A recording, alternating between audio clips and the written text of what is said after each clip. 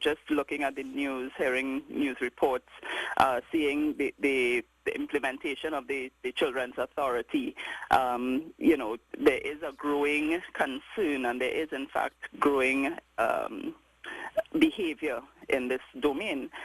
In terms of the effects, I want to just borrow a principle from marketing. And it's a basic premise that what we look at and read and direct our attention to influences our behavior. And so if we have children being able to access very freely, because as you mentioned, the internet is, it's there and it's open and unpoliced for anyone to access.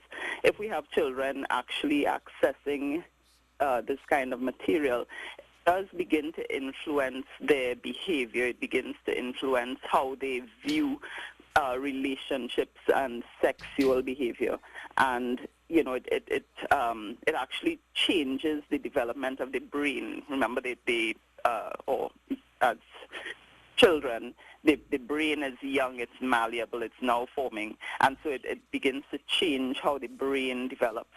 And so once children arrive at adulthood, it impacts everything. It impacts how they view life, it impacts how they view themselves, it impacts how they interact with others.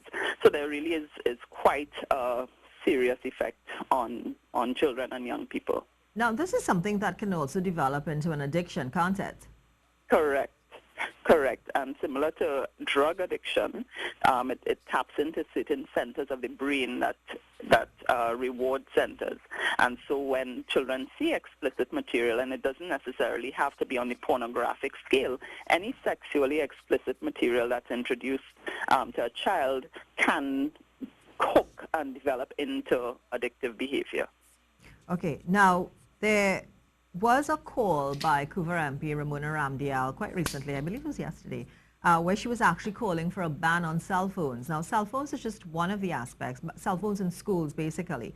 That's just one of the ways in which children can be exposed to this. So she was actually making a call to ban cell phones in schools as well, because it is one of the forms of media that children use in order to view porn.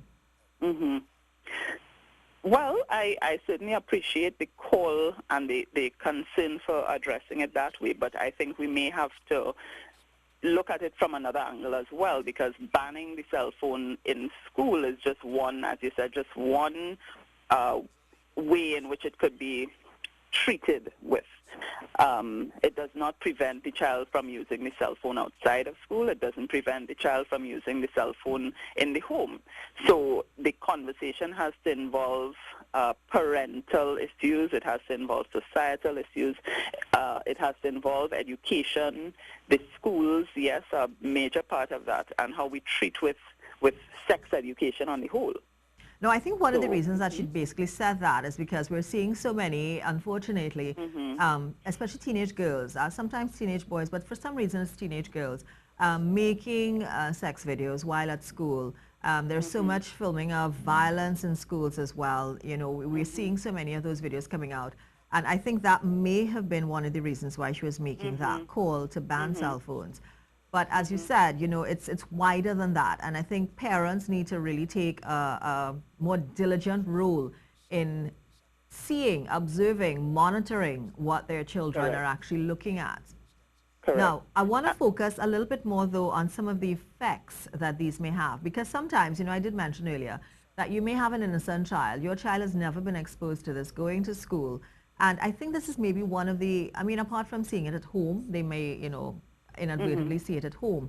But school is one of those areas where, that process takes place, where they may see it with friends, showing them different things. And I want to talk more about the effects that this may have on the child's psyche, and some of what may happen when children are exposed to this type of thing.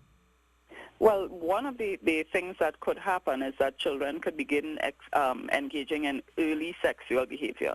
And,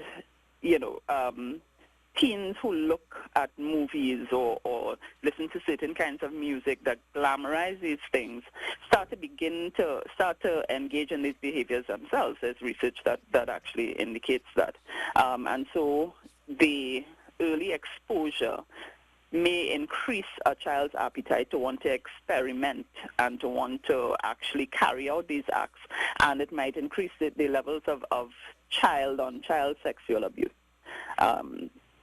So that is just one area. They might also engage in high-risk sexual behavior. Sex becomes something that's just an act. It's not connected to commitment. It's not connected to the emotional attachment that sex is, or the intimacy.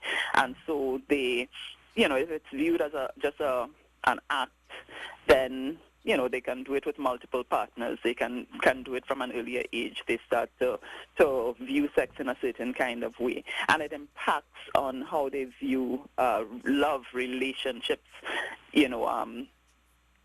They may struggle with addiction, as you mentioned, because it hooks certain parts of the brain, and you find that they might want more and more of it. And what a trend that's occurring with younger adults, like men in their 20s, for example, is the issue of erectile dysfunction. And it's because of overexposure to sexual material. Your brain becomes conditioned to only respond to pornographic material, and therefore, within the confines of a committed relationship, you cannot function sexually or emotionally. Children may start to act out violently and to accept certain myths or beliefs about things like rape and sexual violence against women or men, in fact. So it really starts to warp a person's view of sex and sexuality.